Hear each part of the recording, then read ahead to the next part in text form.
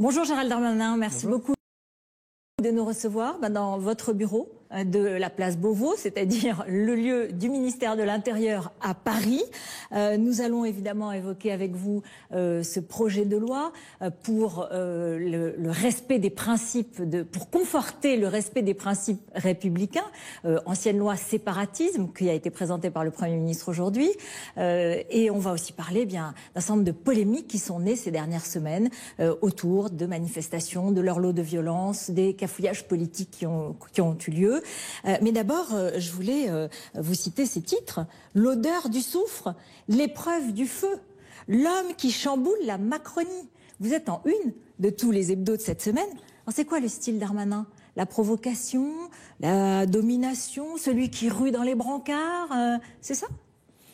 Non, j'essaie de faire ce pourquoi le président de la République m'a nommé, c'est-à-dire correctement mon travail. Je pense avoir fait correctement 3 ans à Bercy, comme ministre des Comptes publics, où j'ai porté, indépendamment des budgets, la grande réforme de l'impôt à la source, dont on a tellement dit que ça se passerait mal, et je suis tellement heureux que ça se passe bien, grâce notamment aux agents des impôts qui m'ont beaucoup aidé à le faire.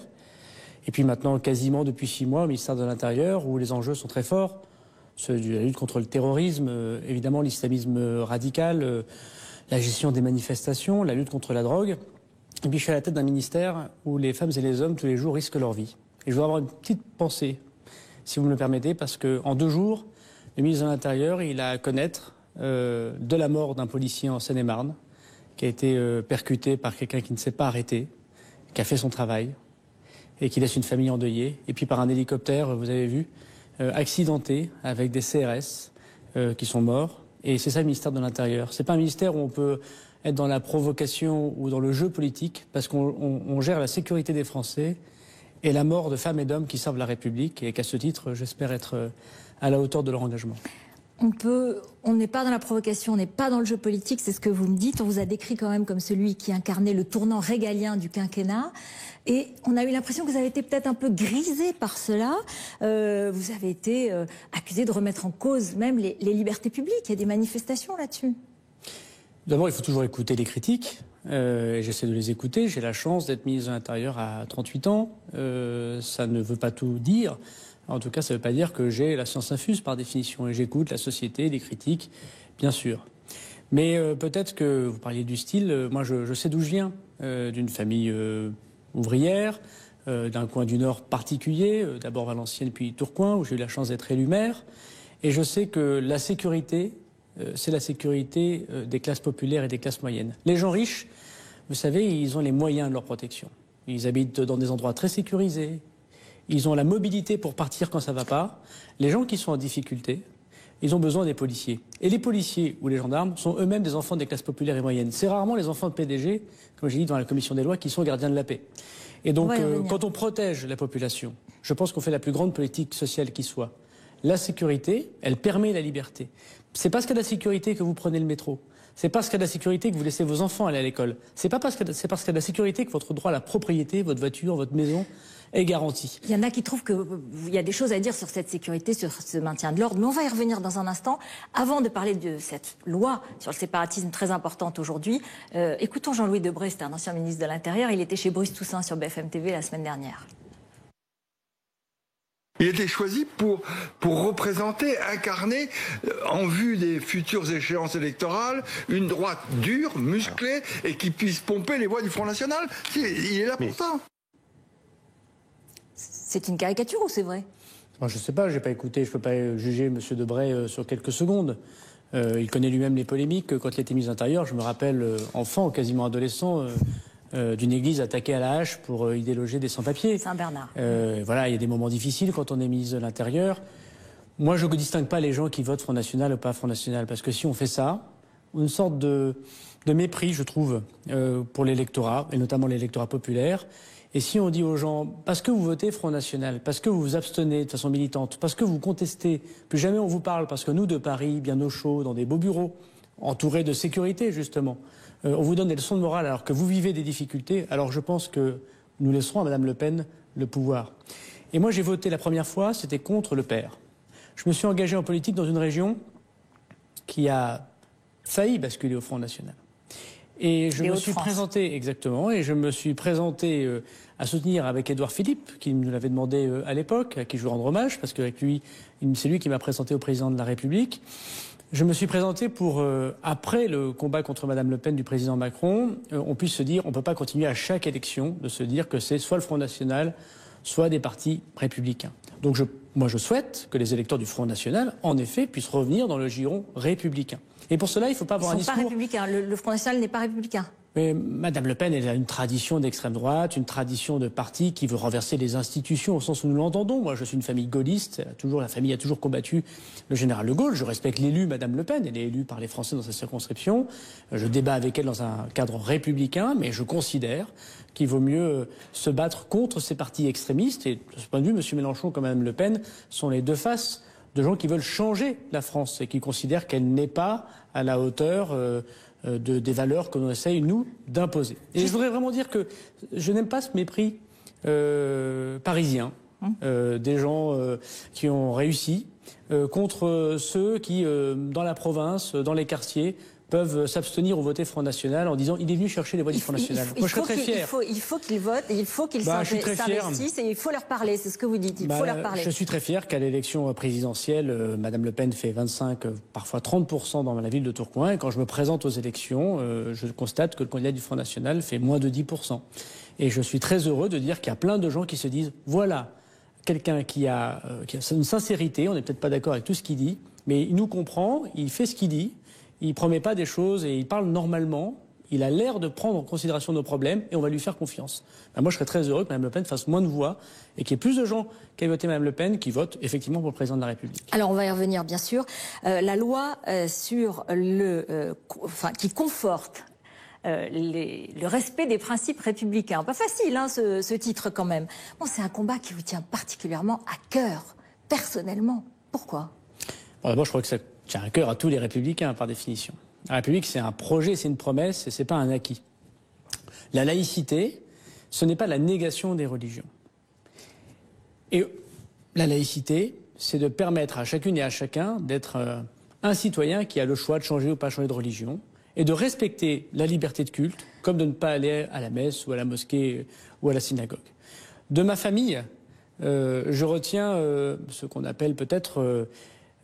la diversité, peut-être aujourd'hui, c'est un mot que je n'aime pas beaucoup personnellement. Un grand-père musulman, né du temps de l'Algérie qui était française, un grand-père qui était juif, né en Tunisie d'une famille maltaise, deux grand-mères flamandes, et puis, si je prends le côté de ma mère, une tante qui s'appelle Saada, et puis ma mère qui s'appelle Annie, et je crois une intégration républicaine qui fait que le petit-fils de tirailleur algérien peut être ministre de l'Intérieur de son pays.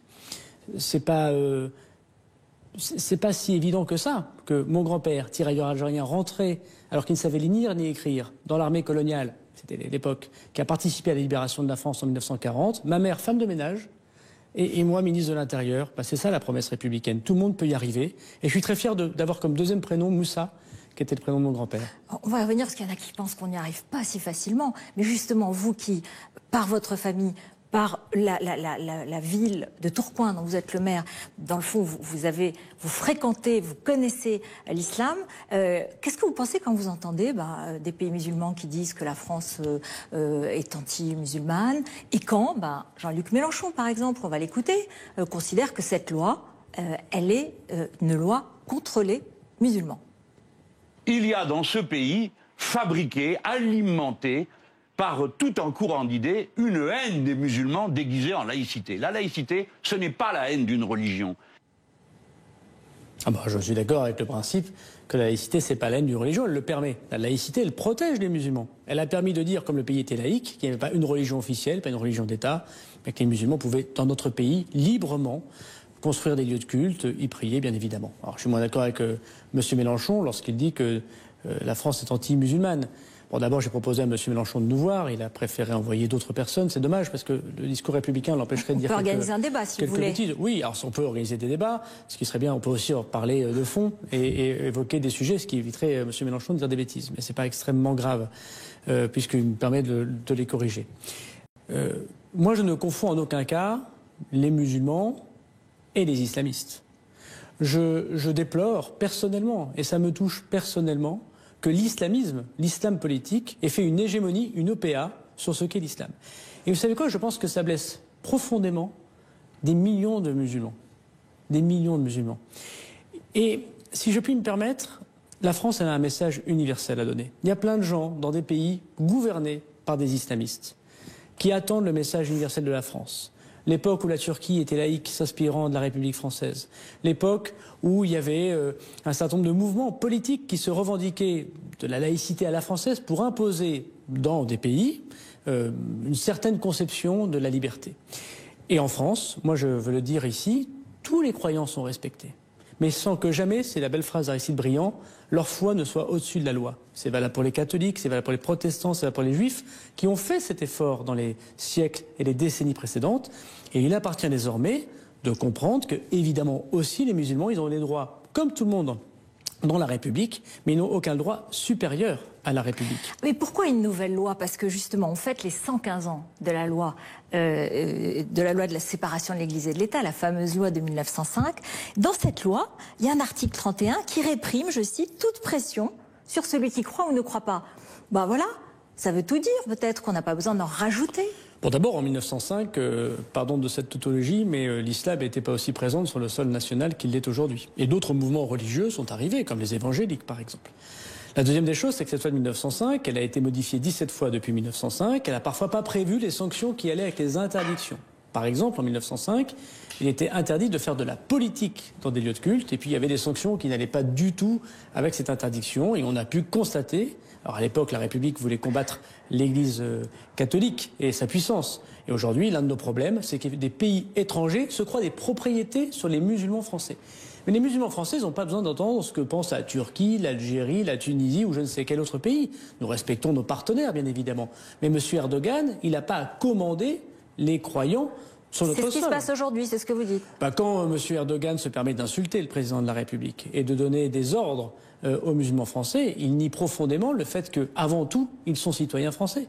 Avant tout, qu'importe leur religion, que m'importe votre religion, qu'importe la religion de celui qui conduit le bus, de ma secrétaire ou de mon directeur de cabinet, chacun est libre de garder ce sujet pour soi et ce n'est pas sur sa religion que je le juge. C'est ça la laïcité française. C'est ça qu'il faut protéger davantage.